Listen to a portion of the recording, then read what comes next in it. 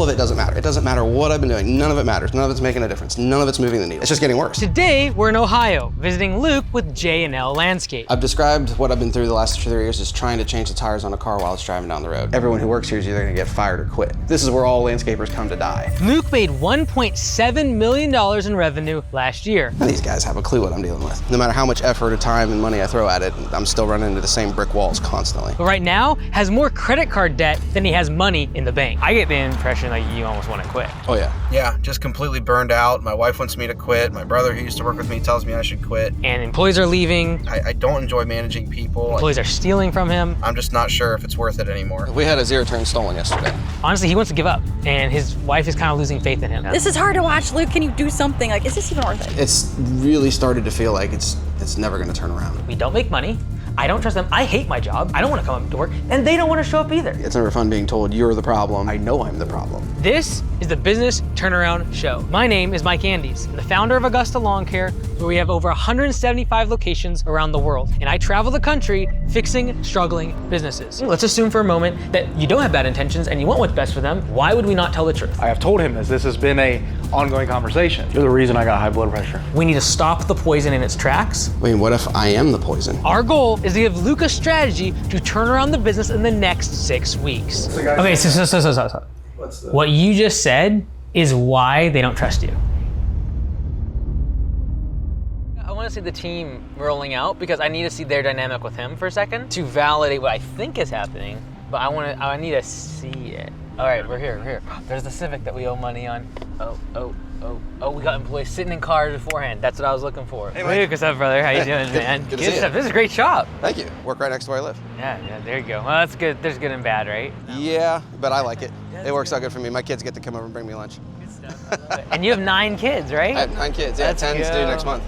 Oh my goodness. Hi, my name is Luke Dickerson. I'm from Dayton, Ohio. I run J&L Lawn and Landscape. We currently have, changes all the time, but I think we currently have about 12 employees in the field. I have an office manager and I have a part-time shop guy. But our annual revenue is hovering right around 1.7 million. The issue that he's actually facing right now is the reason why I tell most business owners to grow a $800 maybe to $1 million business, because you can run it, or one general manager with one person in the office. So we have a lot of AR right now. It's over 100 grand. So if we can start collecting on some of that, which is like, that's why I hired an office manager to do stuff like that.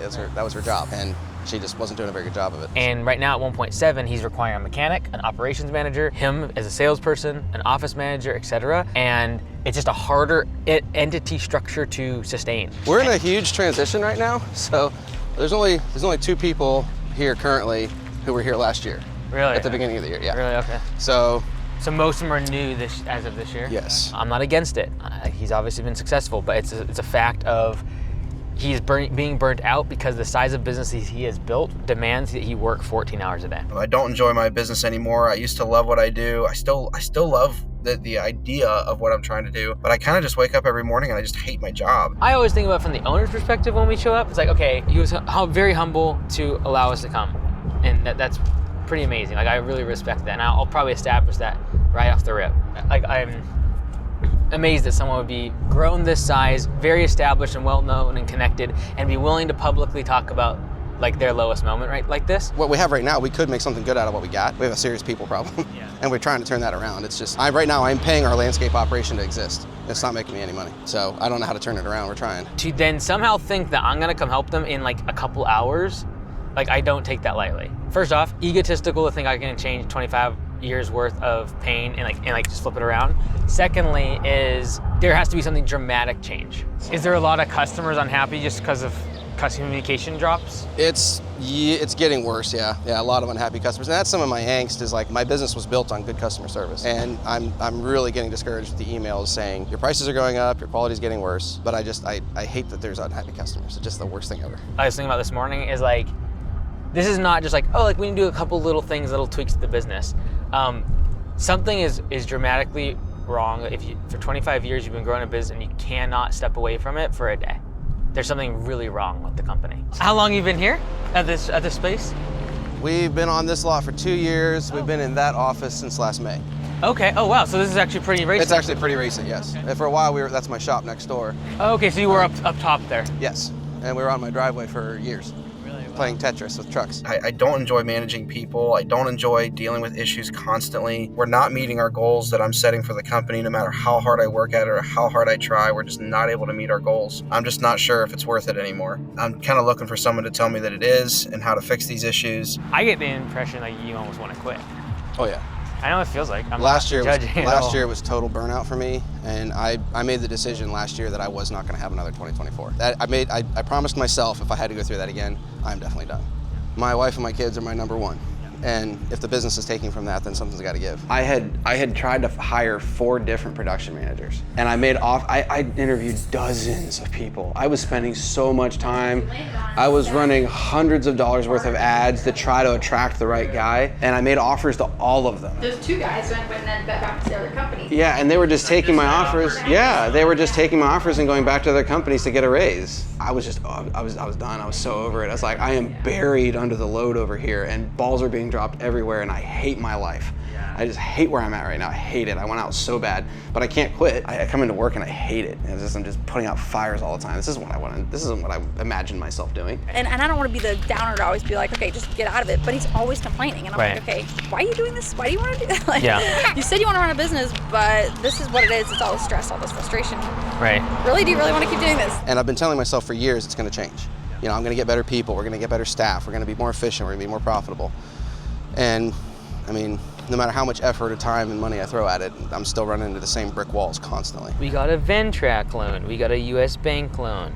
We got truck loan. We've got another truck loan. We got 2 more other truck loans. We got a mini excavator. We got a Honda Civic loan. We got a cash flow manager U.S. bank loan, whopping $332,758,000 with $52,000 worth of credit card debt. In the bank right now, cash total, including savings and checking, $50,000. Whoa. 1 credit card, $52,000. And I think our numbers are okay. We actually are turning a decent amount of profit. Last year especially, we had a 19% EBITDA. But I guess the biggest personal issue that I'm dealing with is just I've got complete and total burnout. But realistically, even though on his P&L there's a whole bunch of profit, you look at his balance sheet and we're in a bad spot. We have hundreds of thousands of dollars of debt. We have more credit card debt than we do have cash in the bank, and we have substantial amounts of loans. We just got the mulch mule last year. This is our first spring with it. Okay, nice. That's a frustrating story in and of itself. Really? Yeah, just how long it took to get it, and it was supposed to increase our productivity by 30%, but we're slower this year than we were last year without it. Really? Yeah, we got to fix that. Why do you think that is? Personnel. And I seem to be constantly attracting people who don't care. They don't care that, you know, they left something out in the rain and it got soaked. They don't care that they didn't lock up their truck at the end of the night and things get stolen. I don't understand that. I don't relate to these guys at all. And the lack of being able to relate is, I don't know how to solve that. Like there's always 100 different things inside of a business that are going wrong, things that could be improved. It doesn't take a rocket genius to point out areas that could be improved or changed inside of a business. Anyone can do that. It's identifying what's the one thing that if fixed would solve the other 80 problems inside the business, or a big portion of them. You know, we usually talk about the 4L framework, and it's like, hey, liquidity, and then if we get money, we turn them into leads, and we go advertise. And if we get a bunch of leads, we need more laborers, and we get more employees. And then we talk about leadership. Once you get enough employees, you need leadership. And then once you get leadership and overhead and an admin person, then you need more liquidity. And we talk about the cycle, and that's the 4L framework. But identifying where's the current constraint in the business and deploying all energy towards is the only way to fix it. So the mechanic gentleman, you had to let him go last month. Yeah. And then we just let our office manager go Friday. Really? Yeah. So who's in the office now? Is there a production it's just manager? Me and Brian. That's it. So emails, phone calls, he's just all handling that? Mostly me. Okay. Yeah, it's insane. Brian, where are you going? Cool. And actually, he worked here when he was younger. Oh, really? 6 years ago for a short while. Brian, how's it going? How's it going? I'm Mike. Brian, nice to meet you. Good to meet you, man. Thanks for keeping everything afloat. Of course, I'm trying. Anyone could have showed up here today and be like, yes, the business owner doesn't want to show up. Employees are leaving, he's firing everybody, no one wants to be here.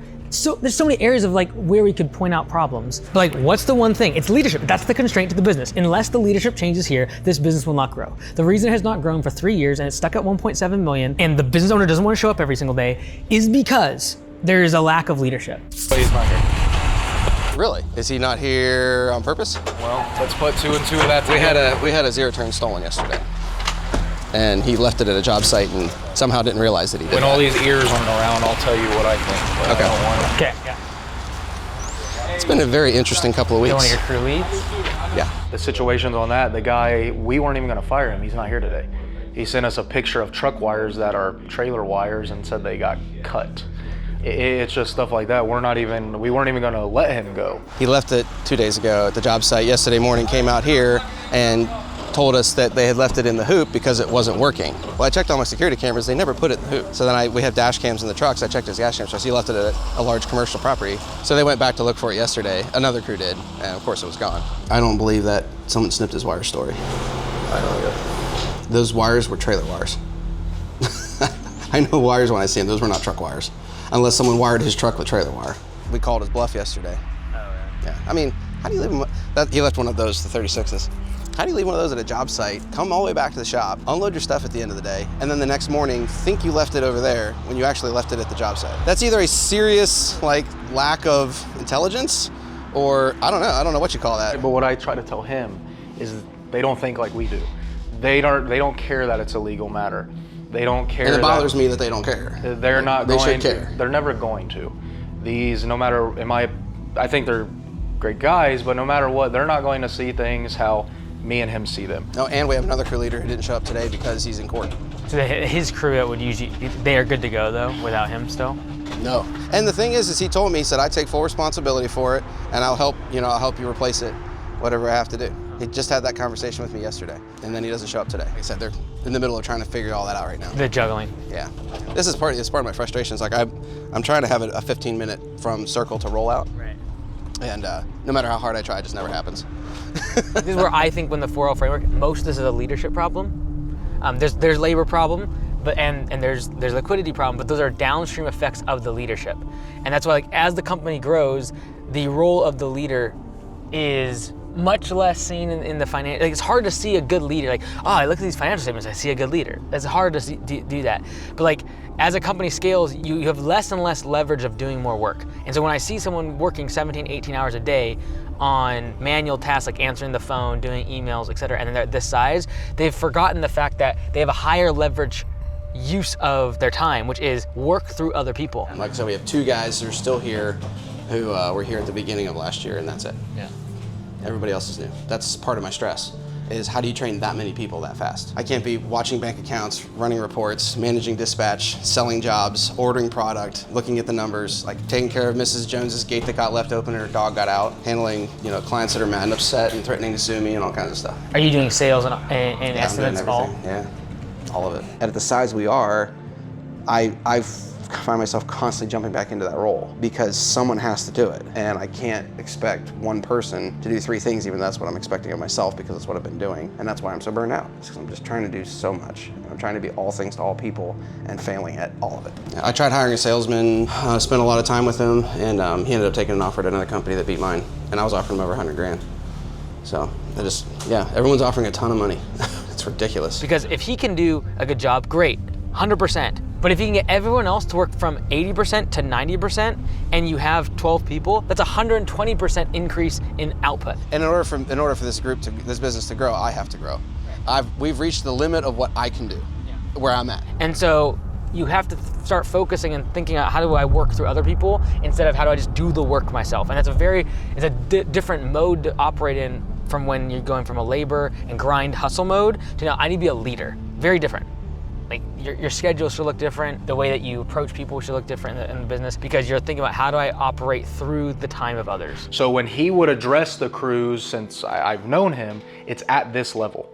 They don't comprehend this level. So when you go to the lower level of them, it's more like if he was to say it at a lower level, well, now he's calling them pretty much stupid. I've been afraid to go to them and be like, hey guys, here's the problem.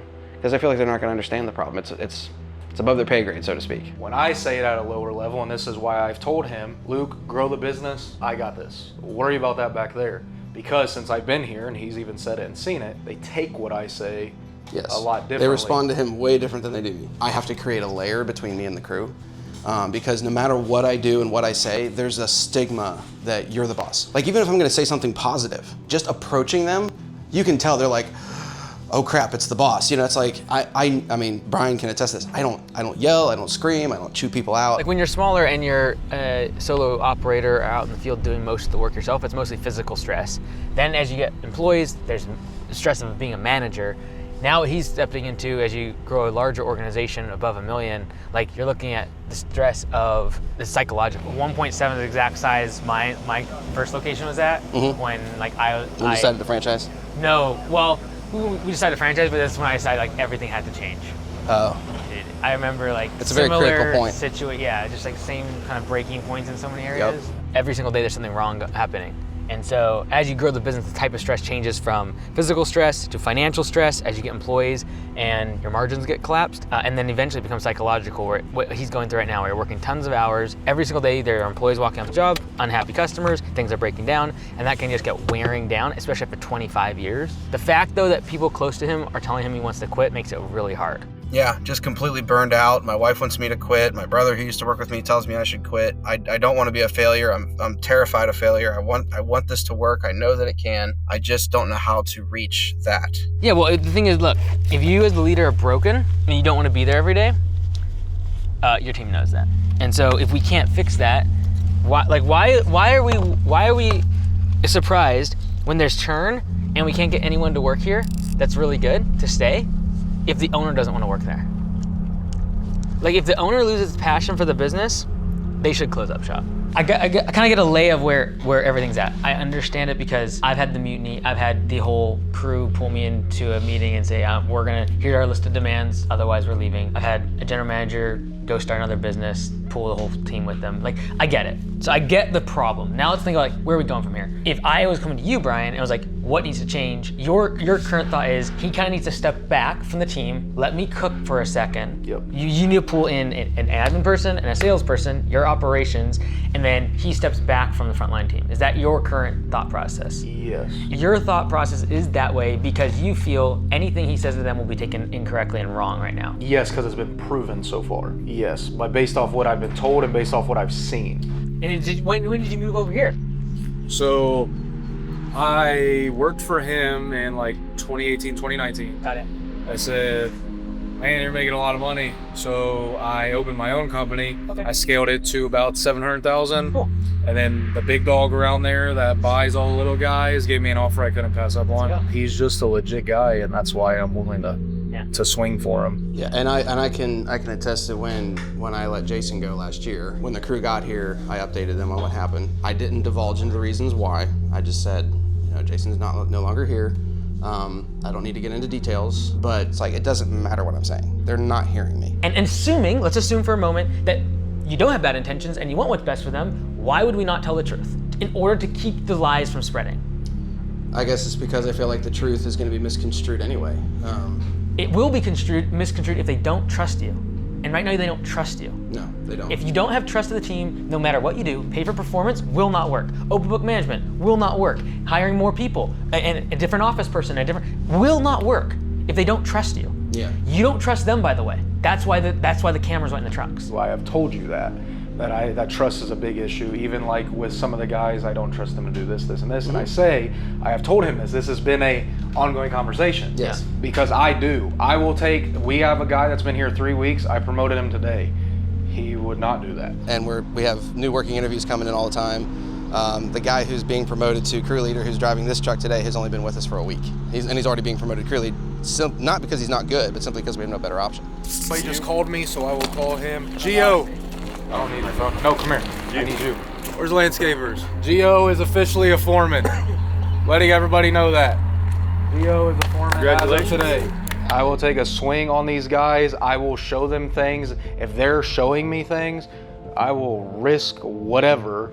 And until they prove me like wrong, like, hey, they're not to be trusted, I'm going to. I think that in the short term, you getting away from the crew would be a really easy way to make things go better in the short term. Yeah, because Brian, they like Brian more. The reason is because they know he doesn't have equity in the business. In their mind, Brian will advocate for what's best for the employee. He's gonna advocate what's best for the business. There's only one way, in my opinion, to break that thought process, and that is to prove them wrong. Brian is certainly a great yin to his yang. The challenging part is Brian has also been here for 2 weeks, and he has more credibility baked in because he's not the owner. Any other employee, you are inherently on the same team when you join an organization where there's an adversarial relationship between owner and employee. And so when you have open book management, profit sharing, P4P, these are things that are meant to get the owner and the employee on the same page. You create the notion that like, oh, it is all of us versus that guy in the back that doesn't know what he's talking about. Yeah, 100%. Right? That is one way to deal with it. And I think actually in the short term, if you disappeared for a second and let him just kind of cook,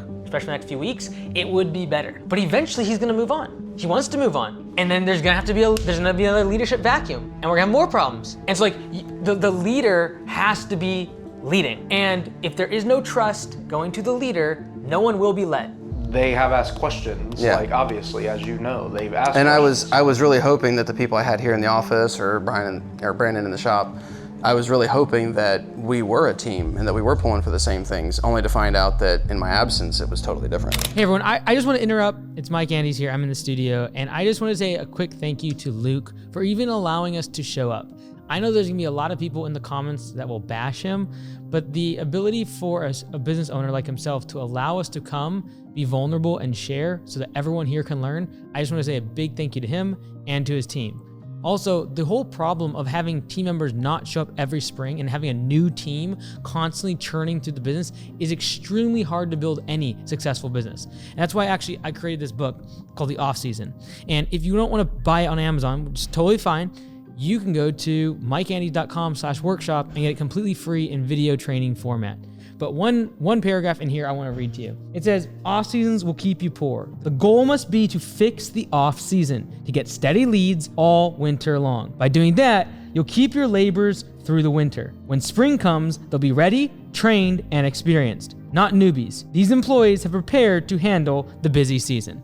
And that's what J&L is struggling with. This constant turnover every single spring will kill your business. We're still in the process of organizing this. My recent fleet manager who works up at the shop, he's not there anymore. We fired him last month. Yeah, I really want it to feel like a team, not like it's me doing all the work and I'm dragging them along.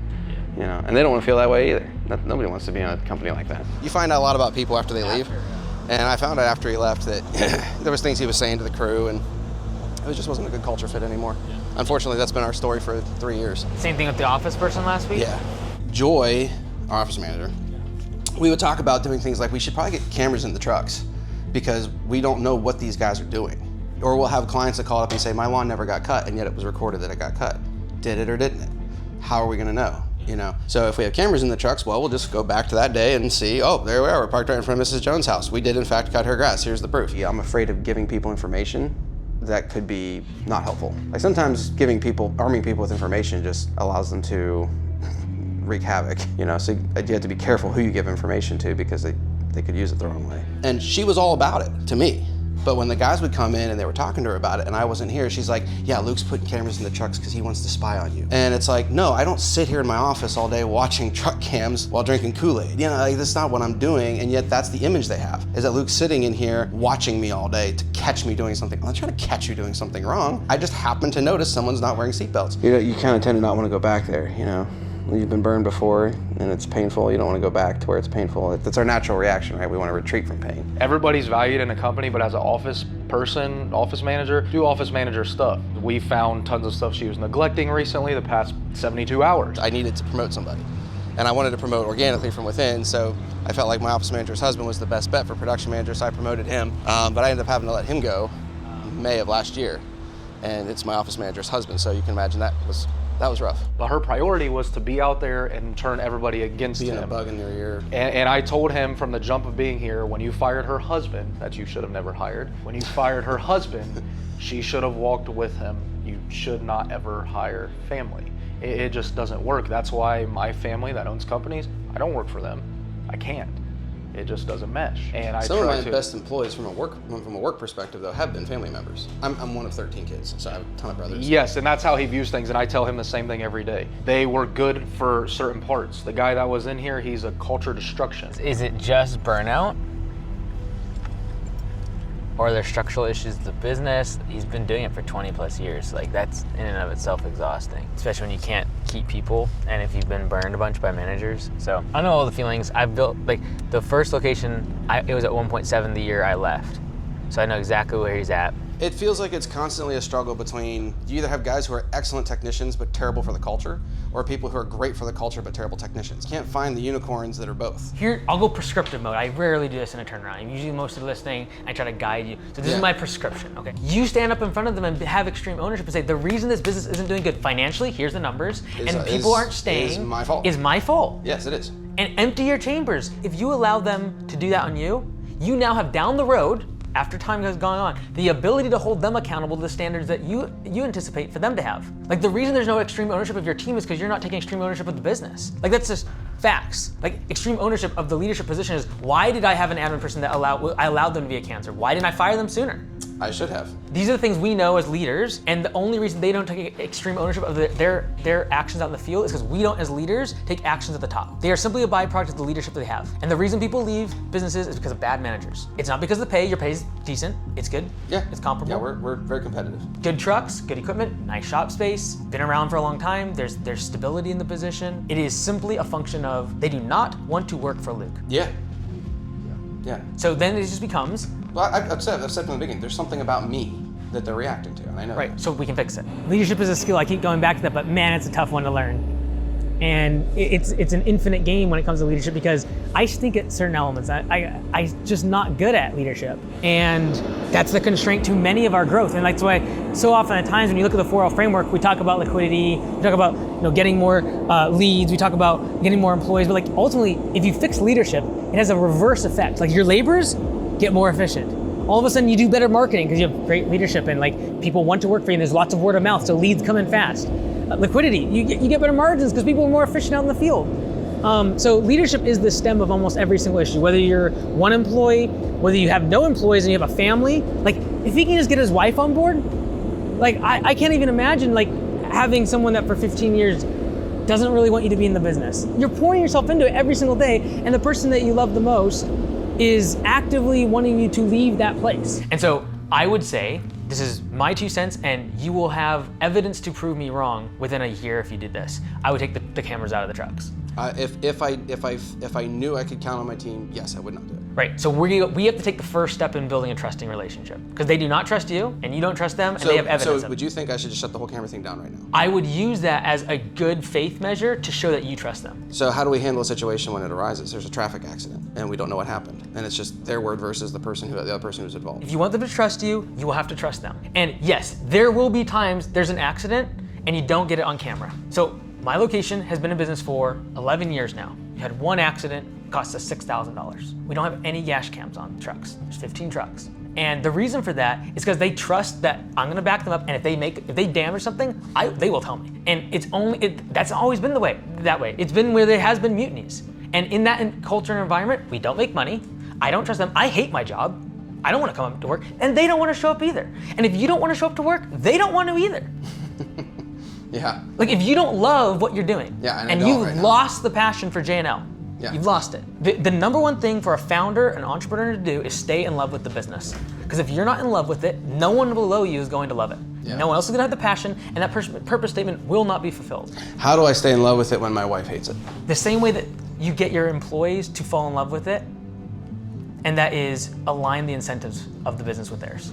It says 20% profit, but like if you take out his wages, let's call it 12% profit margin business. When people start thinking about quitting, even when they're profitable like that, what they're comparing it against is this really worth working 70 hours a week for? You got a family of 10 people you're responsible for. You're not spending any time with them. You've been doing this for 25 years, so you feel very much like stuck. Like if I haven't been able to figure out in 25 years, what's gonna change? She has an idea in her mind about what an ideal life looks like. Is it 9 to 5? Is it, hey, I just need to be able to text you and get a response? I think she said before, she's like, I just wish you could come home at a somewhat reasonable time, whether it's 5:30, whether it's 6, and when you're home, you're home. My problem is when I'm home, the wheels are still turning. That's, every day I'm a professional firefighter. It's like, how do I solve this problem? How do I solve that problem? And I don't have bandwidth to be thinking about Michael's math problems. I need more bandwidth for that, I'm usually against whoever says to quit, because like, especially someone like your spouse or your brother or someone close to you, especially because his brother worked with them in the past, to tell you to quit is like a gut punch. You've been doing this for 25 years. This is all he knows. He's been doing it since he was 14. And you can tell them that, like, hey guys, the business, struggling financially. Like, just say these words. We have more credit card debt than we do have money in the bank. Yeah, I guess I've always been afraid if I expose stuff like that, that's gonna make them feel like their job's at jeopardy. It is. Because if you quit, they are losing their job. You like to be truthful. That's the truth. That is the truth. And you don't say it with spite. You don't say like, hey guys, I'm proving you wrong. Well, this is a matter of like, hey. I feel like they're like, if I tell them that, they're gonna feel like it's their, like I'm telling them it's their fault because they're not getting enough done. No. That's why you start off with, this is all my fault. I've messed up. I've allowed things in my past, in my family, past employees that burnt me to affect the way I lead. And I'm sorry. I don't think they've ever heard those words come out of your mouth. No. And this is the next part, is like, once you've done that, then you go to your wife, because you're not giving her what she wants, which is not the business, it is your time. Yeah. And the reason you can't give her that time is because you don't trust anyone here to run it the way you would if you were here. Well, it's because I had office managers literally stealing money. Right, but if we take ownership of it, it's like, we allowed that to happen. We created an environment Well, where— I didn't know it was happening, but yes, I allowed it to happen unintentionally. We created an environment that it was in their best interest to do those things instead of support the business. Yeah, I really don't want them to feel like this meeting's about, hey guys, we're going under. Just wanted to give you a heads up. Like that's not what it is at all. It's I have a clear path in my head about how we can go up, but I'm the bottleneck and I need help, and I'm asking for your help. Every single negative thing that comes in their Whether mouth, it's true or not, doesn't matter. you want to thank them. Everyone should be there. There should be no lines, there should be no walls. We're gonna open up the organization where communication flows freely and we don't have silos of poison happening where we don't trust that when they're out there, stuff's not going on. We don't know if they're not answering their phone because they're on lunch break, if they're at a job. We don't trust, there's no trust. And so the only way to fix that is to do something radical. And you will get one or two people that will need to leave. I think you've actually gotten most of the cancers out, but the problem is, even once a cancer is cut out, it can still spread throughout the body if it's got the bloodstream. And right now it's in the bloodstream. So you're just gonna create other cancers that are gonna pop up in the business because no one trusts you. I'm so afraid that no matter what I say, it's gonna be taken wrong. And so then I'm afraid to say anything. And then my silence is taken as, he doesn't care about me, he doesn't notice my work, it doesn't matter if I do a good job, he doesn't care. It's like, it's literally because I'm afraid to say anything, because I'm afraid however I say it, it's gonna be taken wrong, and I don't know how to fix that. I think most of the problem is between his ears, honestly. So this one's gonna be fun. You know, Francis, this is what I'm good at. You know, there's some people it's like they're really good at sports. I'm not great, you know, I'm small, not gonna work. Some people are good at music. I'm not really that good, can't really sing. I think I can help him. And so like, this is one of those cool things. Like I woke up this morning all jazzed up and ready to go because it's like, this is what I'm made for. And like, you know, maybe in 15 years that'll be different in my life, but like currently, like everything is optimized for helping people like Luke. And like, I'm glad we have the money and the infrastructure to be able to make it happen. I'm glad we have the team to be able to like capture it to help other people. But like, this is why I exist currently. And the radical thing that, in my opinion, needs to happen is you humble yourself, you take extreme ownership of the problems inside the business, and you don't address them as the problem. They are not the problem. And the way that you phrase that meeting is extremely important. It's not like, hey, I want to fix the business, I think I'm the problem. Guys, unload it on me, like tell me what's up. This is not the way to do it. That'll be an act. They'll see the hard act from a mile away. Yeah. Yes. We're gonna be humble about it. We're gonna thank them for their feedback. We're gonna ask them that over the next week that you're gonna create a plan based upon their feedback to make changes in the business. And the reason, because we're gonna align incentives, the reason we're doing this, I want a place where you guys wanna come and work, that people don't come here and then leave after a couple weeks. I don't want you guys to have to deal with drama when you show up. I want you guys to trust me. I don't blame you guys for not trusting me because I've been putting cameras in your trucks. I've been down your throat about a bunch of stuff. I'm gonna take the cameras out. I trust you guys to do what's right. And that's just the first step, is the meeting. Then it's a week of you actually going through the feedback. I just can't stress this enough. If that meeting goes poorly, you lose your whole team. This is why no one does. It's a very high risk move. Yes. Very high risk. Yes. And so the way that meeting goes hinges on how you react to the feedback. How this meeting goes it's gonna go horrible, like literally the entire team leave. Like it's such a high risk move. When you take off take off any facade that you built up for years, and you let your team say whatever they want, you are massively vulnerable. And this whole team could be gone in 1 week. It could also, in 1 week, be 50% more efficient, and a place where an admin person comes in and thrives. Any poison that's being interjected from past employees completely gets repelled. Everyone wanting the entrepreneur and the business owner to win. Everyone wanting the entrepreneur to get home, be with his family, and support his wife. That's what you need in a team. The same way that he cares about making them win, he needs them to want him to win. And right now that's not happening. That is a big factor in all of this because of what his beliefs are. Everybody here knows Luke's beliefs. Okay, within him. Touch on that, personal beliefs. What are you referring to? So the thing is that we know with Luke is it has been a persona that he brings them over here as far as who he hires, how they look, how their hair is. Okay, so let's just say it the way it is, because I've been accused of the same thing. They think he discriminates. 1,000%. Like I feel like I've already been so like cautious about what I say and do because I'm afraid I'm going to be misinterpreted or misunderstood or accused, whether it's true or not.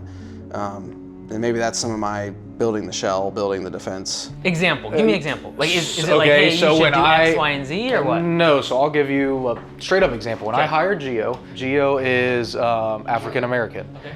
There was a huge spiel by guys that if this was in Luke's control, he would have never hired him, that it was based off his color. Even the guys, when I got here like day 2 or 3, they're like, Luke put you in a position of power with those tattoos. And I was like, well, see, to me, that's proving to them that it's like, I have a preference about tattoos, you know, just like I have a preference that you don't let your hair, you know, look all like bed hair every morning. To tell him, you know, I have a preference, but I'm not going to micromanage that. Yes, I grew up in the same way, in the same style, in the same places as these guys. He did not. I've had to compromise a lot on what I think is so. I've been described as an obsessive idealist. I know I can't force people into my mold. I feel like there's constant battle lines being drawn where they just, but it goes back to the whole, they don't care about this company, they don't care about the image, so why would they care what they wear? You know, we wear uniform pants because guys were coming in with holes and they'd wear the same pair of pants for a week, they were stained, and I mean, I had one guy who was zip tying his pants together with zip ties and holding them up with a trimmer line belt. Like, we looked like homeless guys mowing. I mean, but from my point of view is, at least the guys still my point of view on a personal level, we haven't discussed this part because I'm not going to bring my personal beliefs here because mine are not in line with his, and that's okay. He can believe what he wants, I'm gonna believe what I want. Some of the guys, they can't afford the same things that I can. I'm not going to knock them. Some of these guys, I'm against smell like marijuana when you show up, I'm against smoking on job sites, I'm against smoking in trucks that are $100,000 that I mean, technically they're paying for it because they're doing the work, but you get the gist of it. But they are never going to know in a negative notation that I think these things. I'm just going to say, hey, it's company policy to not do these things. But no matter how much I stress that, it's not moving the needle. They don't care. And it's easy for me to have the defense of like, that's the problem. They don't care. So my mode of operation has been to then put the pressure back on the guys because in my mind, I know if we were hitting these times, I know we'd be profitable. And I know the profit that we're bringing in would more than offset the debts that we have from, you know, just finding ourselves in a spot where it's like, oh, it's payroll week and we don't have the money. So now we're gonna have to dip into the line of credit just to make payroll, which is fine because we'll make it up next week. Well, next week we find ourselves back in the same boat again and again and again. I need them to trust you and to love this brand. Everything we're talking about is a downstream effect of that cause. It's the only root problem. Right now we have a lot of gap. We're behind on work. And how high are these people? If you get a team that's pulling in the same direction, you will double productivity. Double. Yeah. Especially because they're not on P4P now, like you could double efficiency. Lunch breaks get cut, they immediately get on time. Like there's so much juice to squeeze from just them trusting you. So I did this originally. My business was like 1.4, 1.6 at the time. We were still going up and we weren't making money. And so I had anonymous peer reviews. They all did peer reviews on each other and I was included on it. Who said they do that? We took all the reviews. I had a whole page of all the negative stuff. And I spent 3 hours with my operations person going through every single one. And that was painful. I was crying. It was emotional. I knew that there was a lot of things in my past that I was allowing to surface up from family, religion, etc. And ultimately, if that purpose statement doesn't require someone to look a certain way, act a certain way, be a certain way, I don't care. It will take a level of humility that is currently not in the organization. And that starts at the top. So I did one-on-one meetings with everybody here when I got here. So I pulled everyone one-on-one and I gave them a few questions. I said, I want to know what you're liking, what you're not liking, and what your problems are, and how can I fix them. Pretty much every one of them said, one, Luke is not a man of his word. And it's like, I hope I can fix it, you know, because I still kind of feel like, can I fix this? Like, is this something I can fix? You know, for my company, for my wife, people I work with, for my own sake, you know, I do want to fix this bad in a big way. And they're also saying he micromanages. He tries to father, not like, hey, you know, you need to make better choices outside of work. To a sense he does, but he tries to micromanage. So as we're going to discover today as we talk, so people skills are not my strong point. I'm not a people person, apparently, so I've been told. Who told you that? Pretty much everybody. Okay. I've been described as the nicest boss they've ever worked for. So the current crew we have now, I mean, most of them I don't even really know that well. They're new. We have, just since Brian's been here, we've let 4 people go. What we've noticed, even in the morning meetings, if you saw the morning meeting with just me today and not him, it's a totally different mentality. The guys are more into it. The couple that I've done where he's in here, totally different mentality. Just their body language, they were just like, this is a complete waste of time. Why are we doing this? This is stupid. And I had to call those guys out separately. I brought them into the office and I'm just like, you know, we're trying to make a team here, you know, and you're totally communicating that this is a complete waste of time. It's like, do you not want to be on the team? Because if so, just, you know, there's the door.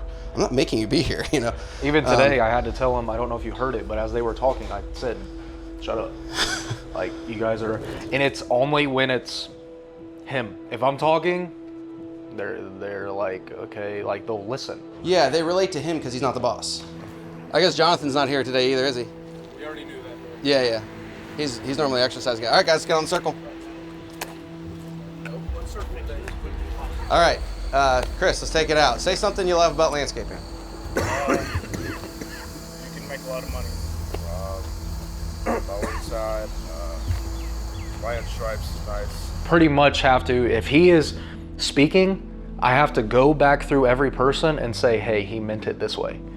Or they're automatically, like if we sent him out tomorrow and I didn't go out and he just talked, you can even probably tell their efficiency in the morning is going to be different because they're sitting there talking about what happened, they're contemplating choices and things of that nature. I've been a believer in building trust over time. I give you this task, you succeed, I trust you with more. You succeed at that, I trust you with more. And then you take on more and more. And the more you're able to take on, the more I will trust you. And the longer we're at this, the more you've shown a pattern of faithfulness, then I'm going to continue to trust you. I don't know why they're so intimidated by me. I guess it's just because I'm the boss. It doesn't matter what I say, I can't approach them and them take it well. I've done in-field training with guys where I go with them, and it's, from my perspective, it goes great. Like, we had fun, we joked, I pointed out a couple things that could be better on the job sites, and at the end of the day, high five, you're doing great, keep up the good work. 2 weeks later, they quit. What did I do? What did I say? You know, like, I do believe that the leadership is the constraint of the company. We've identified that, now we're going to fix it, and to do that, we need to be humble, listen to the team. We're gonna have to actually apologize for cutting people off, actually apologize for coming across condescending, because you do, like, a lot, I'll be honest. Wow. The way you talk to the guys comes across very condescending, just when you're giving basic instructions. Wow. And it is in part just like, you give your opinion before asking a question, you cut them off, you roll your eyes back a little bit like this, and they just feel like less than. Wow. These are little things. Yeah. So I'm genuinely shocked. What I tell you what you do when you get to a job site, you never say anything positive. It is always what is going wrong. Well, they do something good after you do that thumbs up. But they don't hear the good, all they hear is the criticism. After you do that thumbs up, 10 minutes later, it's something that's going wrong. Hey, how fast did you do that? Oh, that's not fast enough. And to a sense, some of the things that he says, not out of being malicious, just who he is, they do come across wrong. Now, and that's why I wanted, and we agreed that there should be the gate, because everything he says, I get what he's saying, and I do not think he's being malicious at all. I do not think he's doing it to be a bad person. Right. Like, there's so many little aspects that can make you feel to your team that you are disconnected from them. And whether it be saying a compliment and then putting but after it, like if I say, hey, you did a really great job on that edging, but as soon as I said but, I just disqualified everything that was said before that. I could just replace the word but with and we'd be okay. Or just don't say the negative part. Yeah, I know a big problem, and you I don't know, tell me straight if you feel this way, but I know going back to how I was raised, my dad was way quicker to jump on what we did wrong than what we did right. I didn't get the attaboys growing up. It was you have to perform or else. And I know that because my dad's this way. When you say something condescending, that's not what you meant. I didn't mean it in a condescending way, but it's how I came across anyway. And I have to own that. And that's not fun because my intentions were right, my actions were communicating something else. And that's frustrating. I feel like if he did leave, he'd feel like forever, I'm just a failure and I didn't make it work. Yeah. And his dad was very entrepreneurial, but he's never complimented Luke on anything. He says his business has got his heart and it's bad. And Is that like from a religious side of things too? yeah, being poor is like somehow you're closer to God. So yeah, and I think a lot of it stems back from his past and his dad and just thoughts, mindsets. 2 days ago on Monday, I told a guy, you're doing an awesome job. He said, I've been here 2 months and you're the first person to say that. I've said it a lot, like that number one there to enrich lives through continuous improvement. Whether you're doing that here or doing somewhere else, I don't care. I just want everyone who comes here to be better off because they were here. Like maybe your life's dream is to party in your basement playing video games the rest of your life. I don't care. Whatever you want to do is fine. I just want you to be successful here. Yeah. So that's what you say. In that meeting, what you just said there is what you say. I don't say the I don't care part, because to them that's their life. That is important to them. Yeah. Well, I say I don't care because I don't want them to think like I'm trying to make them live a certain way outside of work. So instead of saying I don't care, I support that. Well, there's certain lifestyles I don't support, and I'm not going to lie about that. But that's where you cross personal and business. Yes, but I would never tell them that, but I do believe that. Here's my question, do you want them to hit their goals? Yes. Okay, well, what if their goals is that they play more video games? Then that's their personal life choice. Support them. Like there's people that they like music. I don't care about music, dude. I don't know a single artist. I don't know movies. Like I don't know. Sure. I want you to hit your goals, and I'd love to know what those goals are. But if them trusting me is me caring about what they have going on in their personal life, their personal goals, I'm sorry, I may have forgotten what your personal goals are. It's not about knowing what they are. It's about them knowing that if they shared those with you, Then I would care. You would care, and they can trust you enough to even tell you. I struggle to communicate that to them, obviously, because they feel like I'm the guy who just shows up and wants to criticize. And it's like, deep down, I do believe my heart's motive is my criticism is coming from a place of, I sincerely want you to grow in your skills. I want you to be good at this. I want that client to come out and tell you what a great job you're doing. I think you're understanding what is trying to be said. Can I say something that will help with this and help you understand? Peter has been here 5 years, right? I told him more about Peter after being here 2 weeks than he knew about Peter in 5 years. Peter's been working here since the first time I was here before I even opened my company. I told him more about Peter with knowing Peter for a few hours compared to 5 years. And I've asked these guys this question, but they don't give me a response. Because they don't trust you. They don't trust me. Like it all reverts back to one thing. All we're talking about, every single thing, there's no trust in the organization. And I guess it's because I hold myself to such a high standard that when someone does something right, I almost don't notice it because it's expected of you. Like I expect guys to show up on time. But if they're late, it's like, this is becoming a problem, we need to address this. But I tend to not address them being on time because that's what's expected of you. And I don't even know how to address that without sounding cheesy or weird. Like, hey, you're here today, man, you know? And because I feel like what they're gonna hear when I say that is, well, I'm always here, you know? Why are you praising me for being here? I'm always here, you know? I'm so afraid that no matter what I say, it's gonna be taken wrong. Your wife wants you to win. She just has no evidence for the past several years. Right. She wants you to win, but she sees the bond like it's the way you were raised. Is it stuff that they get cut last week? Like your dad and the way he raised, obviously there's been, the way that he raised you caused some trouble. Yeah. Like my grandpa is probably very much like your dad. And it has trickled down through our family like crazy. Mm-hmm. And they're very hardcore religious and bringing up ideologies. There's no way he could ever have a woman wear pants in front of him without calling her out and saying horrible things about her. I have a feeling I know what that's, I grew up in that world. And so we can't allow that to impact the way we're leading. Sounds good, man. Thank you. I try not to. Obviously you can't deny your personal moral standings, but you can't impose those upon other people either. It's been a fine line to have to walk, running a business, pulling people into the business who don't share your morals, don't share your beliefs, and yet all still have a cohesive team where everyone's pulling together for the same thing. But when I look at the purpose statement, none of that statement aligns with personal values or morals. No, all of those things be accomplished with people that are very different than you, believe very differently than you. Like the way that you were managed as a kid, you're reflecting on them. Yeah. Like the ability for someone to say good job, you crushed it, and like that trust factor and be proud of what you built here. That stings, and it's coming over in the team. Like in my opinion, you are Santa Claus to this business. You only talk positive things. You should be the one handing out bonuses at team meetings. You should be the one giving promotions. He's the one that takes the escape. He's the one that tells the crew, this is not right, this is wrong, this is wrong. They're all looking to use the negative because you keep dishing it out. I've been the only one to dish it out. There is no one else. Let him do it. So in my opinion, having him be the bad guy and you the good guy is very good. Well, Brian's been so good for me in that way because he is super blunt, and that's what I'm used to is blunt. So when he's blunt with me, he helps me to see. He's willing to say things to me that other people would never say, and when he says it, then I get it. Whereas someone might hear something, be offended at how I said it, and then walk out because I was offensive. He's just gonna look at me and be like, dude, did you hear what you just said? You know? And then I'm gonna be like, oh, did I say that? You know? And I think a lot of it stems back from his past and his dad and just thoughts, mindsets that, and we're so assuming good of people in general. Like people come in like, you know, with a hangover, you know, they're throwing up on the Monday morning, and we're just like, I wonder what's going on. They're like, guys, he's having a hangover. We're like, we're not used to, like, we grew up very conservative Christian. We're not used to thinking of people doing that kind of stuff, you know. So it's been a lot of people pulling things because they can, because they know we're not going to catch it. So it's kind of good to have someone like Brian here to catch what these guys are doing, because we're not catching it. From your perspective, you like Brian. He's more skeptical. He's been here a little bit in the past. He seems like he's a good opposite of what Luke is. He does seem like he's a good complementary, like counterpart, which is good. And I don't want people to come in here and walk on eggshells like, oh, who's next?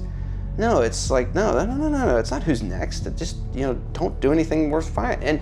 And I think there's a stigma, and I don't know how to fix this, but I've even heard people relay back to me what an employee said in a situation like, oh, Luke is so gonna fire me.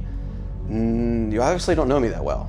You know, I don't just jump on you the minute you make a mistake and fire you, even though maybe that's what I've communicated. We talked till 9 o'clock last night about the guy who lost the mower. It's like, I'm not gonna just fire him. It's like, he naturally quit on his own. I just gave him the opportunity 2 hours ago for me to pick him up. He was supposed to send me his address right when I got off the phone. He blocked my number because my messages are no longer going through. So there's your answer on that one. Yeah, it's you know, it's that times 100. And I don't know. It's really started to feel like it's never going to turn around. And I'm not going to not trust you the moment you make a mistake, even though somehow that's what I've communicated. As soon as they screw up, like this issue with the stolen mower. This isn't the first mistake he's made, but it's like I wasn't ready to axe him over it. I wanted to work through it with him. I wanted this to be a growing process for him. However we were going to approach it, you know. But instead he chose to quit, which is really discouraging. What do you think, Brian? Why do you think he quit? Why do I think he quit? Because he doesn't want to be accountable for a $5,000 bill. First off, we'll start with that. And then but we never even told him that he was going to be responsible for it. But these guys know you, and they know what's going to come out of that. He already knows. But I don't even have to be in my position. But that's literally never happened in the history of this company. Why do they feel that way? Because I've never made anybody pay for a wrecked truck. I've never made anybody pay for a stolen blower. I've never done that. And the only time I have is when they voluntarily came to me and said, I dumped 2 brand new wheelbars. Okay, so. What you just said is why they don't trust you. He brought up a point, and you immediately defended it. What did I just tell you? The past week, stop explaining yourself to me. Stop trying to defend. I've told him this haven't I said it the past 2 weeks? I guess I'm just trying to understand. I tell him trying to understand to stop defending himself. I'm trying to understand why they feel that way when it's, where's that coming from? So say that instead of defending. So instead of you saying, that's never happened before, but say, hey, okay, why do you feel like that? Like, I'm curious as to why you feel like that. We had a guy wreck a truck this past winter. He drove it, we think he fell asleep at the wheel. We don't know. I never even had a chance to address it with the employee. Before I could even walk through how we're gonna bring this up or talk to him about it or anything, he quit. I wasn't prepared to fire him. I wanted to work with him. But the inclination is that anything negative is brought up to you, you defend and you go against. That's why they don't feel like you're in the same team. Because you go against immediately. Instead of being curious, listening, wondering, okay, how do you see it that way? Like, and if it's from him, who's on your team and is fully supportive of you, when he gives feedback, I don't need to defend. I'm curious as to why they feel that way, and I need to make changes. Well, it's like I'm confused because my MO in the past is I haven't fired people fast enough. So if you're confused, the only way to understand that is to ask. That's what I was just doing. No, you were defending. You were saying this has never happened before in the history of the company. You were defending everything. You do it. You do that all the time. And me and you've talked about this. Without this around, we have had the same conversation. That every time I say something, Lazarus, whatever, you defend what was done at that time. Or the guys do this, you defend about something like, well, for the past 7 years, I've done this, and it's been correct or whatever. It's always like a bullet back. It's always Luke's right, they're Both, wrong. you're having 2 guns shoot at the same time and smack in the middle. I know that he wants to help, but some of the stuff that you've said, I know that he's been told for 10, 15 years. Right. And maybe just hearing it from somebody that's a different caliber, you know, kind of opens the eyeballs and things of that nature. And I just hope he follows along. Well, he's gonna have to. Yeah. Because everybody's been trying to tell him that. Right. You know, there's no reason that me and him are here till 10 o'clock every single night talking about the same stuff. Yeah. Like, you got to do something. Yeah. You can't just run in circles every day. I would say this first off. It feels like we're both like shooting at you. That's not the objective. We want to win. And we are Team Luke. So one thing I would recommend is when someone even has a problem, instead of giving them a solution, ask a question. Instead of telling him what to do at the job, say, what do you think's next to happen at the job? How would he even know? So then he would ask you, he'd say, so what should I do next? What should be the... Tell him. Right, instead of you just jumping in and immediately saying your thoughts and opinions and coming across as someone who just breathes down their neck and tells them what to do, versus I asked my boss what his opinion was and he gave it to me. Now you're a resource, you're not a dictator. I would say, like, you want people to come to their own conclusions. You don't want to have to tell them what to do. So when he says, hey, X, Y, and Z, and the immediate, well, this has not happened in the past, we've never done that before, like, you're defending. Instead of, question, why do you feel that way? Oh, they feel that way because of X, Y, and Z. Then we get to the X, Y, and Z that we can solve. This is like so much like rethinking through how I say everything. They're capable. Okay. They can do their job. Let's assume for a moment, let's suspend reality and think that they actually know what they're doing out there, and they know how to do landscaping and know how to do lawn care. I want them to come to the conclusion that I already know in my head is correct. So I'm just going to guide them to that conclusion. I'm going to ask certain questions to get them to exactly say the exact same thing I want them to say. Then at 5 o'clock when the job's going over, they know what to do. Because you reinforce the fact that they think with their thought, they have original thought, they run it by you, or they ask for feedback, you're like, yes, that's good. And they say, eventually they'll be like, well, how could it be better? And then you can give your opinion. But until then, like, you have not been asked. Like, it's very difficult, and it's a tough pill to swallow when you realize the lack that you have has caused problems for the business, for your family, for your employees. That is humbling. But then it's a matter of what do you do about it? Like, are we gonna keep staying at the size of business? Are we keep beating our head against the wall? Are we gonna keep working 80 hours a week? Like, it's not sustainable. You're gonna lose your marriage. You're going to lose your family. You're gonna lose team members. You're gonna lose a lot. And recognizing the issue is only the first step. Then it's like, what actions are you going to take? Are you gonna be humble enough? Are you going to listen? Are you gonna change your behavior? And that is not easy after you've done something for 25 years the same way. You come across fabricated. And that's why, like, when you get the bullet, you take the vest off and you let the bullets hit. And like, it's not a bad thing to cry in front of your team. It's not. Like, it's okay that the fact that you have all these stresses and it's overloading you. Because guess what? They feel the same way in their own life. And maybe they don't have the magnitude of all the stresses and people that they have to, but to them, they also feel overwhelmed and they have to show up because they're also flawed human beings. And so this is the way you talk to a team member to gain their trust. It's not the fact that, like, I think everyone here wants to get better. I think everyone here wants to get to the next level in their career. Doesn't matter. Like, everyone has stuff in your life. And I want when you show up to this workplace that you feel supported. And I want when you show up here, there's not more drama to add to your day. And when you leave here, you don't have to hear a bunch of drama and gossip, but you actually care about the business. I care about you. You care about your team members. That's what I want. And it's not happening right now. And so to fix that, it's gonna start with me. And I've made a bunch of mistakes. And it's because of the way I was raised, it's because of all these stresses in my life, and I'm sorry, I messed up. And I need to hear from you all what I can do better to be a better leader. I genuinely believe you have like so much good intention and like passion for the business, passion for your family, passion for the team. I believe all of that. There's just characteristics you picked up as a leader that are pushing and repelling your team away. Oh yeah. And the reason that you look to family as people that trust you and that you can are great workers is because they know what those look like and they've seen them and they can whitewash them. They can put away with it. Yeah, because they know where it comes from. Exactly. Yeah, and it's the reason I tolerate my brother's shortcomings too, is because I know where they come from. Exactly. And like, I'll give them some more grace. So what we're gonna ask from the team is a little bit of grace while we figure this out. Yeah. Because we're a flawed human being that's trying to figure out life. I see it in my brothers. So if I see it in them, for sure it's in me too. Like, we're all cut from the same cloth. All fell from the same tree. So if I see it in them, I know I got it in myself.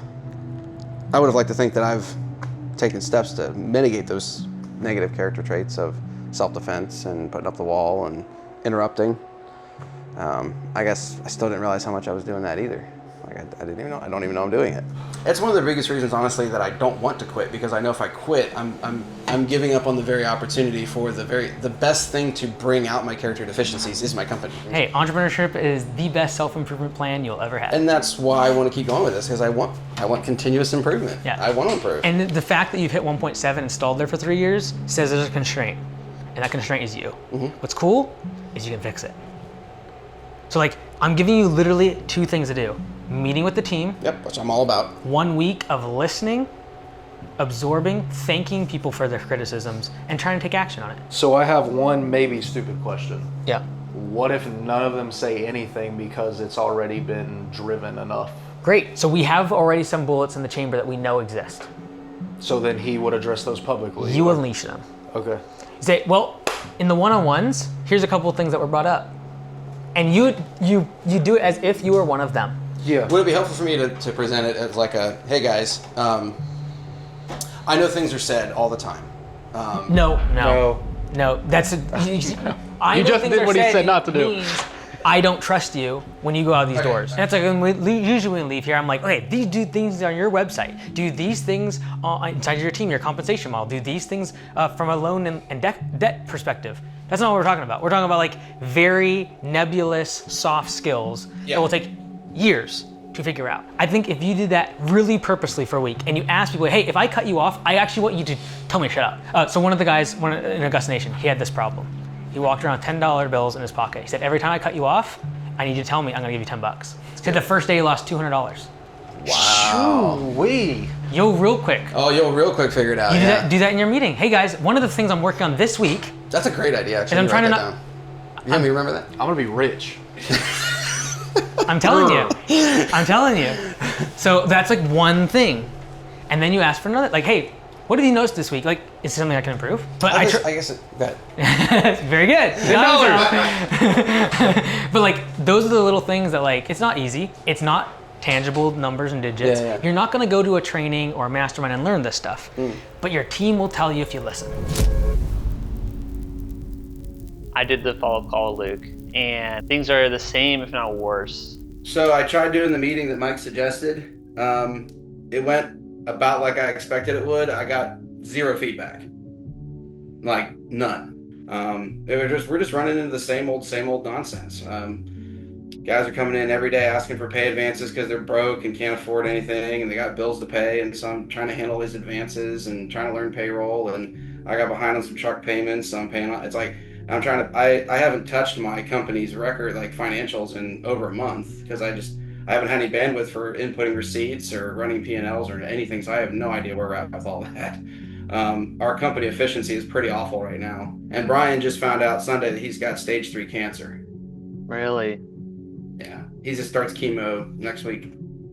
Man, I wish the best for him. That's horrible. Yeah, it's rough. So he's out of the picture. So I'm managing everything by myself right now. Brian was doing a really good job with like rallying the crews and gaining their respect and telling them what to do and where to go. In terms of like, have we turned things around? No, it's all the same stuff that I'm dealing with day after day. Burnout. I'm burned out. So I made sure that I was very open with them. I said, hey, I'm human. I'm not perfect. I know there's things I do. I know there's things I say that rub you guys the wrong way or you wish was different about me. I want your constructive feedback. I won't defend myself, but it was just silence. Nobody said anything. It was kind of an awkward silence, honestly. And so I was like, really? Nobody has any way I can improve. Like, there's nothing I can do that's, no suggestions about how I can improve. And then one of the crew leads said, it'd be nice if you were more reachable when we need to get a hold of you. And I told him, I said, as you know, it's spring and we just let our office manager go. So there's, I am on the phone a lot and I apologize. I'll do what I can though.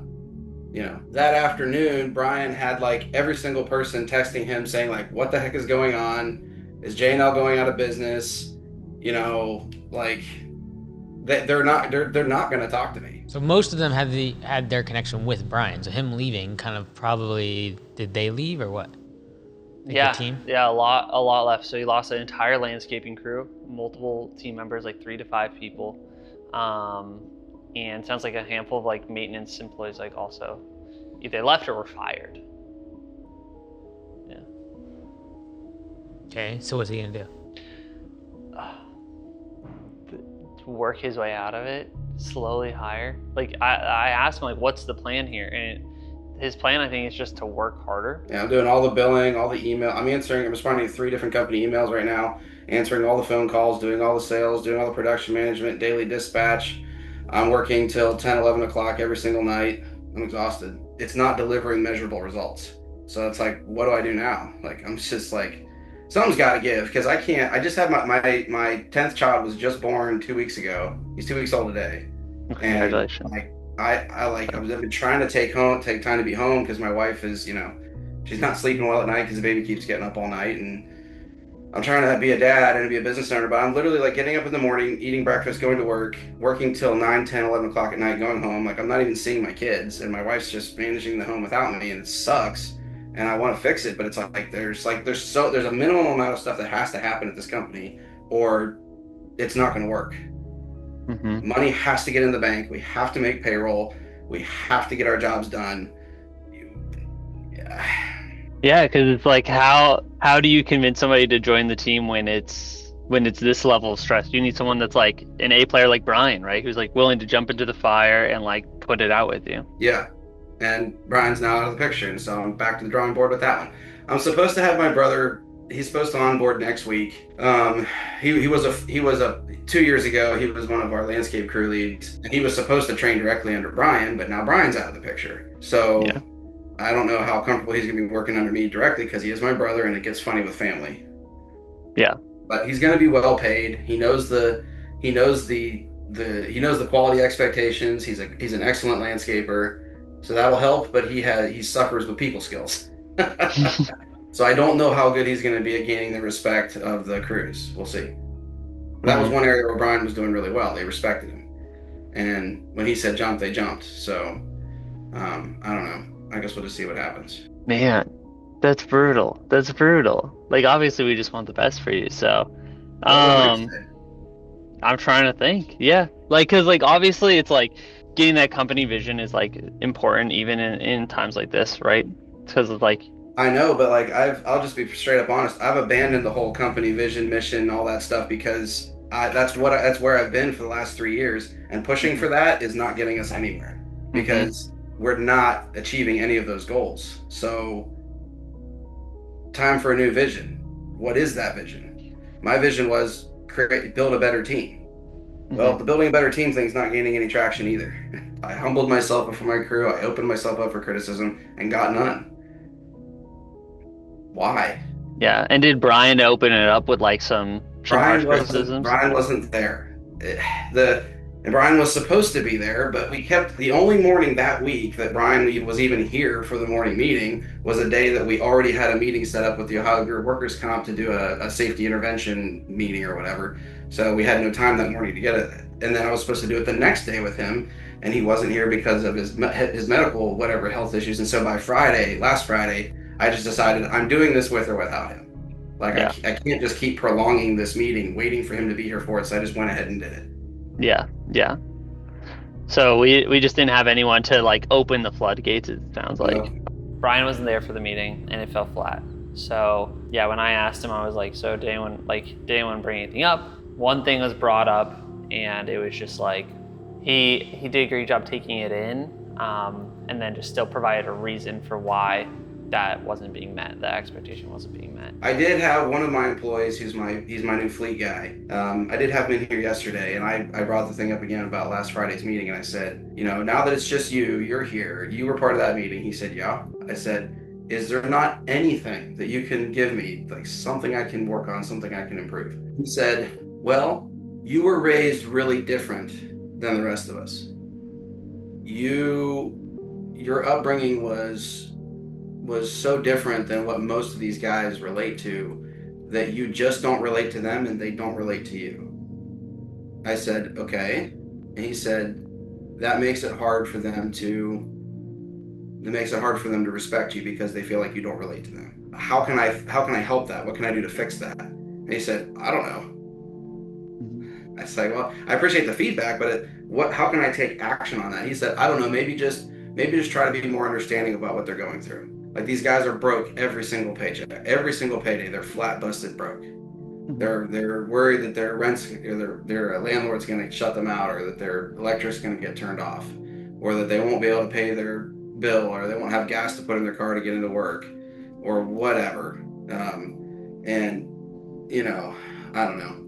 We did a drug test. We did a random drug test a little over a week ago, and only two guys passed without some kind of drugs in their system. You know, what do? Fire everybody because they got THC in their system? You know, it's not illegal in Ohio anymore, but it's like, I don't know. It just seems like these guys don't know how to not bring their problems to work. They've got so many problems in their life, and it's like, I don't relate to that because I don't make those kind of choices. And I wish that they would make better choices for their life. And I don't know how to care for them more than I already do. But apparently they feel like I don't care. And I think it's because I don't relate to them. And I've got this new sales guy that we onboarded that I'm trying to train, and I've had no time to train him. He literally sits in the office on his phone half the day because I'm doing all kinds of stuff that have nothing to do with sales at all and have nothing to do with his role. And I feel bad because I want to keep him productive, but he's never done landscaping in his life, and he doesn't know how our system works. So he's just like waiting to shadow me, and I've had no time to train him at all. And it's like, I don't even know how to handle that one, honestly. And in the meantime, we're just hemorrhaging payroll, and we're not even breaking even as a company because, it's just trying to get back up on your feet, essentially. I'm just trying to. Right now, I just feel like I'm plugging the holes in the ship. Like, and there's no like company vision right now. There's no like everyone knows where we're going because I don't even know where we're going. I'm just trying to stay afloat. Mm-hmm. Man, that's so intense. I'm sorry you're going through all that. Like, obviously that's brutal. I can't keep this up forever. I'm gonna crack. I think I actually have to a point. Like, I'm to the point where I don't like my job. This business, I used to love it, and now I just feel like it's a giant parasite. Mm-hmm. Yeah, it almost sounds like you just gotta bring it back down to the basics, which is like what you're saying to me right now. Even it's just like, get somebody, literally anybody in admin. Get somebody literally like your brother will be great, just to have a body in operations, so that way you can like take a step back and be like, okay, how do we fix this up? You know? I've had zero bandwidth to even strategize or plan, because every day it's just bust out tasks, and it's all stuff that's like, I can't just let fires burn because you can't. You just you're gonna have guys quit all over the place. You're gonna have clients dropping you, or they'll have lawsuits or something. I don't know. It's just, you just can't let all the fires burn. And you can't just pull someone in the office, hand them a list of, hey, get these things done. They'll have no clue where's the password, where's the login, where's the, where's all that stuff. And it's not going to work. Yeah. This is a question and not advice, but you'll understand why I preface it like that. But have you considered, like doing another price raise, like another 20% price raise, and like selling off equipment, like just to match whatever the loss of customers is, because even if you lost half your customers but you raised your prices by like 20% or so, you'd be making way more money on those guys doing less work. I really don't think there's no room in our market to raise prices 20%. You think you would just lose 100% of customers? I think we would lose too many. Yeah.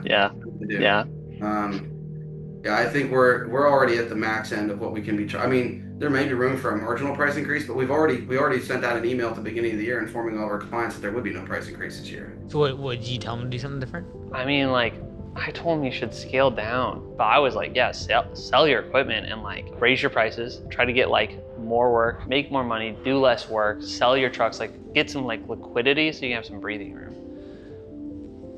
Like, what would you tell them? Well, as soon as you go over $1 million in revenue, like, you need supporting management. You need admin, sales, or ops. Like, you need those covered. And so, that's why they're at 1.7 last year or whatever. So like, to maintain that business so that he's not working 15 hours a day. Because what he's essentially doing is he is working the equivalent of an admin person and an ops person, and then hopefully a salesperson is doing something. But like, that's why he's working 15 hours a day. In the perfect world, you'd have those roles filled. He's been doing this for so long, like 25, 27 years? 23 years. Yeah. 23 years. Like, What I would like him to do versus what I think he should do is actually different. Like what I would like him to do is what we talked about, and that is like change the way you lead. What I think he should do to preserve his family is scale the business back. Can he? Like he has so much overhead. Look at the whole shop space and stuff. The shop space is paid off. It's all part of their land on their property. Like I would scale it back to the fact that if you, as one person, can manage maybe 6 to 8 people solid, raise your prices, be super high end on the market, be able to pay people well. There's probably 8 good team members there. Out of the 12 or 14 that he currently has working for him, he could probably keep 6 to 8 of them, make them super profitable, whether it be on maintenance and recurring stuff, and then you don't need a salesperson. Like that, immediately having a salesperson, like that's a huge amount of overhead. Like I can almost guarantee you, in 3 months that salesperson won't be there because he can't even train them correctly. He's trying to do admin and ops. And there's an ops person jumping in is gonna also need a huge amount of training. So like, it'd be different if this was a 5-year-old business and he's scaling very quickly. These are skills that can be learned. But my question is, can Luke actually change? I only ask because, like, you know, having some cash, less customers, and like a smaller scale always helps. Like, I'm sure, like when you were starting the company, you felt like a lot of things were easier because there was less pieces, you know. So I always ask because it's just like, Well, I mean, simplification in that aspect could put more cash in your pocket, less daily headaches, less breathing room, or more breathing room. The money's not the problem. It's not that we're not charging enough. It's not that, our financials last year were healthy. The problem is the staff, the team. Yeah. The team is not where it needs to be at all, and I don't know how to get it there. And I'm so tired of hoping and trusting that people that I hire and put in the right place are going to stay there. And it really sucks when you have people sabotaging you behind your back. People that you cared about, people that you worked hard with and worked hard to make sure that they had a good job and were well set up for success, and then they turn on you. That hurts.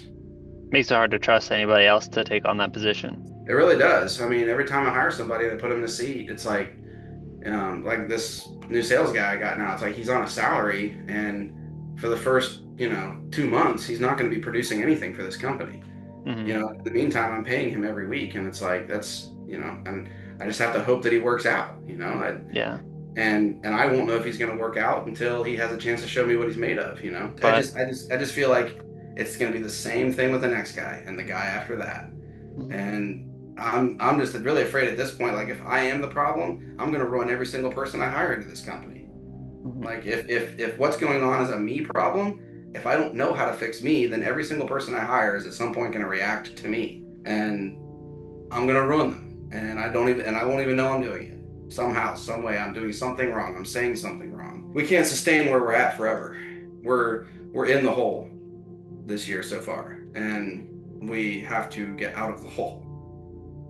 Yeah, Luke, it's going to kick us off this call. It only has 40 minutes. I'm sorry, okay, but it'll end here in a few seconds. But thanks for jumping on the call. I'm sorry I don't have a silver bullet to help you out. There never is one. There never is one, but we obviously wish the best for you. And like you said, like you've been in business for 23 years.